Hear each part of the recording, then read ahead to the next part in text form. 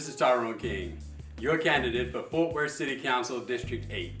And thank you so much for tuning in to our inaugural segment of Tuesdays with Tyrone. So today I'm going to start off because a lot of people have asked me the question, who is Tyrone King? And why are you running for candidate? Why are you running as a candidate for the City Council? So to start off, I'll tell you what I do first, and then I'll tell you who I am. Well, I run a small business here in the city for over 25 years. Native son, born and raised here in Fort Worth. Graduated from O.D. Wyatt High School, Mighty Chaparrals. O.D. Wyatt, graduated from University of Texas at Arlington. Active member of the arts community, been active in the arts community for over 20 years now as an actor, director, stage manager, production manager, on and on, set builder, set designer, all that, you name it, I've pretty much done it.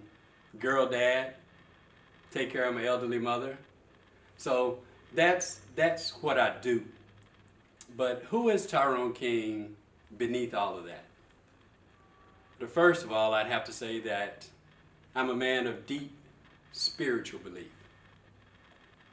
I don't want to offend anybody, but not really religious to a certain extent, because sometimes, just for me, I think the rituals and the religion kind of gets in the way of the relationship. So I'm a deeply spiritual man that guides everything that I live by.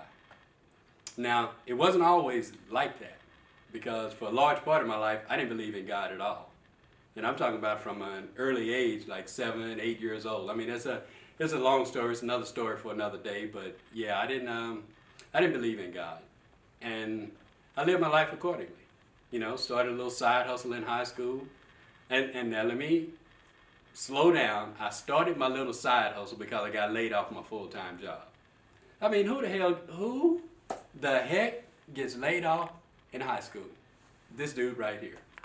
But hey, I had other things to do. I had responsibilities, had car note and everything. So, hey, had to find something to fill in the gap until I found another full-time job. And, you know, I grew up around a lot of different races. So my white friends, being quite honest, had access to whatever it was you wanted. They had access to it.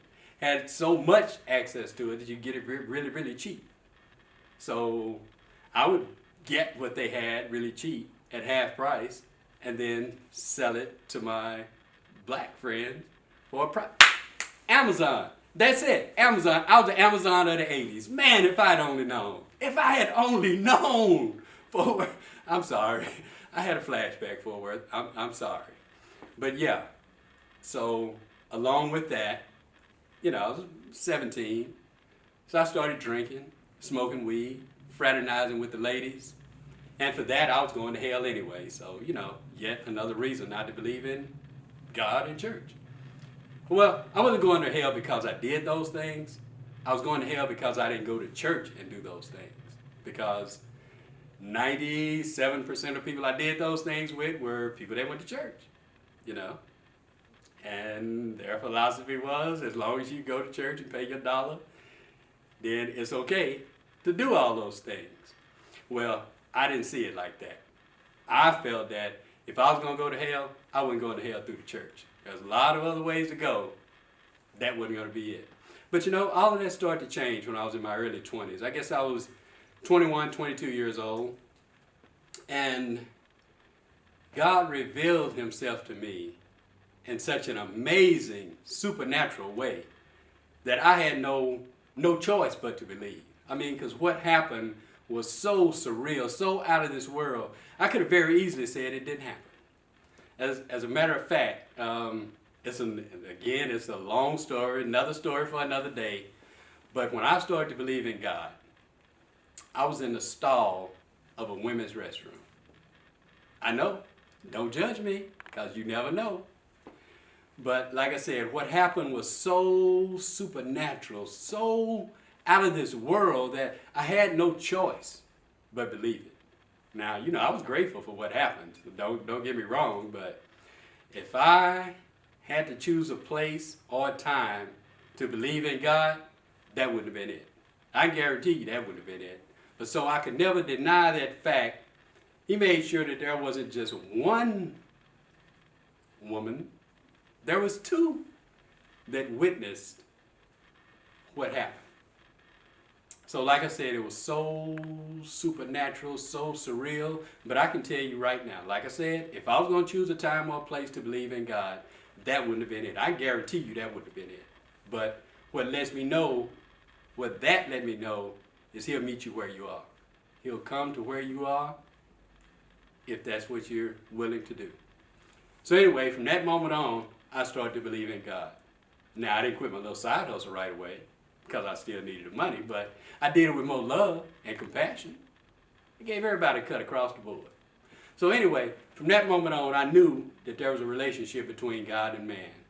So I wanted to find out about that relationship. So I started studying ancient religions and everything from Osiris all the way up to modern day religion. And now I'm a person that it really doesn't matter what you believe religiously, spiritually, whatever makes you a better person, that's up to you. I'm not going to judge you on that, and I just please ask that you don't judge me on my beliefs. But I just didn't find my lane. Just nothing really fit. But I knew what it wasn't. I knew it wasn't a Jesus Christ. I knew that. But you know, after about a dozen or so years, I still couldn't find just where I fit in. It just didn't feel right. So one day, I said, you know what? I've read all these other books. I'm going to pick up this Bible and I'm going to read it. And I'm going to read it cover to cover. I'm going to give it a chance just like I gave everything else. Well, I started reading and I'll say it was interesting. It was an interesting read, a lot of interesting stories in there. It was good. And one thing I discovered is that, you know, he used people in the Bible that were flawed, people that had done things. And he used them in a great way to do a great work. So anyway, I continued to read, and then it got to the point about this Jesus that everybody had been talking about. And I just had to really pray about it. I said, God, I know that you're real. I know that you exist. Can you please help me read this stuff about this Jesus Christ that people are talking about? Because you know that I don't believe it. But I'm going to give it a chance. I'm going to read it because it's your word. Well, when I started to read about the teachings of what he said, the simplicity of it all, helping out your fellow man, helping out the least among us, politicians, stop putting all these rules and regulations on people that you can't even follow yourself. Religious leaders, quit doing all this stuff to these people, putting all these burdens on people that you cannot even follow yourself. And then it hit me. I was like, yeah, that's what I'm talking about. That's what I'm talking about right there. This is it. And then I realized I was reading about Jesus. And I was like, hey, wait a minute. I'm not supposed to be so excited about that. But I couldn't help it. The more I read about the teachings of what he said, and like I said, the simplicity of just doing the right thing, of just reaching back, of helping your fellow man. And I couldn't help it, you know.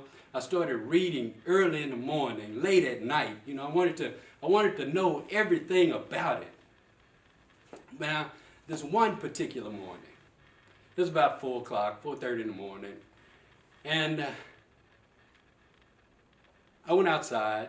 You know, I was living over in Arlington at the time. Went outside early in the morning, early spring, and I went outside. The full moon, clouds were just hanging up in the sky.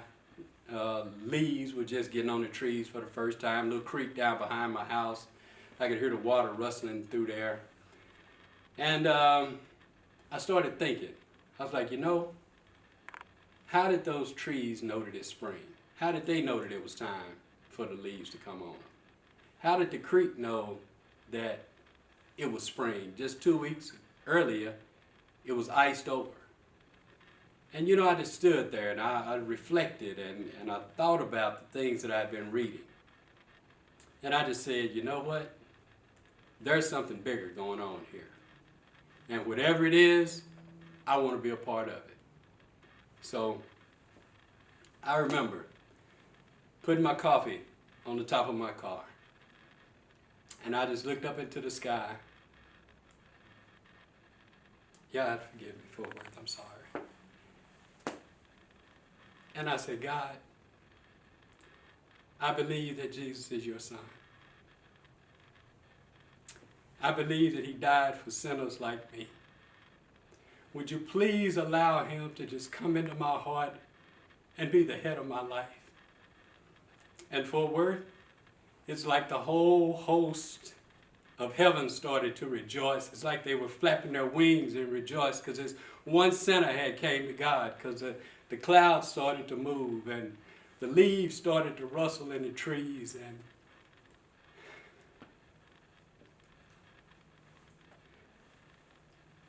I got filled with this sense of love and compassion that I had never felt before.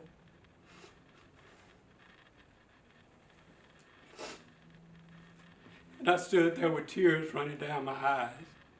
And there was no doubt in my mind whatsoever that I was standing in the presence of the Lord.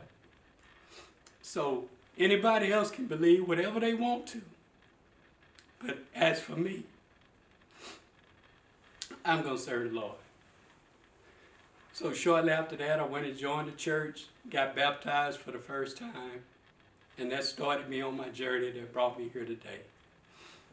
Because about a year after all that happened, I was getting ready to graduate from UTA. And I'd had job offers. I had offers from Puerto Rico, New York, different places. And I was trying to decide what I was going to do, where I was going to go. And I prayed about it. I said, God, just direct me. Let me know where I can do the most good. Where is it that I can glorify you? And it's as if he spoke to me in the spirit, and he said, you can have any one of them you want to, because you've been faithful. He said, but there's a work that I want done, and I have nobody to do it. So I said, well, send me, God. I'll go. He said, well, son, you don't know what you're asking for. People are going to turn their backs on you. They're going to stab you in the back. They're going to say evil things about you. You have no idea what you're asking for. I said, that's okay, God. You know what I've been through. Send me. I'll go. He said, son, I'm telling you, you don't realize what you're asking for. People that you really love, people that you care about, people that you would probably give your life for will turn their backs on you. They're going to say evil things about you. They're going to do everything they can to bring you down. And in the process, you might lose your life over it. I said, well, God, if you took me out of the world, out of everybody that you could have chosen out of the world, if you took me and you shaped me and you molded me and you tell me you have a great work that needs to be done, you're going to protect me and you're going to make sure that it get done, send me. I'll go. And it's like he showed me this in this vision, this place that was full of trash and dirt and just all sorts of nastiness, and looking at people that were broken and people that were hurting. And then he showed me this building. And then on one side of the building, you could see people that were hurting. They had all kinds of infirmities on this side of the building. And then on the other side of the building, they were coming out brand new. And he said, in due season, at the right time, this is the work that I'll have you to do. So now is that due season. Now is the right time. Now is the moment that he revealed to me over 22 years ago. So that's who Tyrone King is. That's why I'm running for city council. A platform of healing our city. So thank you, Fort Worth. I appreciate you tuning in to this inaugural version of Tuesdays with Tyrone. I'll be coming to you the next 6 Tuesdays as we lead up to Election Day, May 1st. Don't forget to go out to the polls, Fort Worth. I love you. God bless you, and God bless our great city.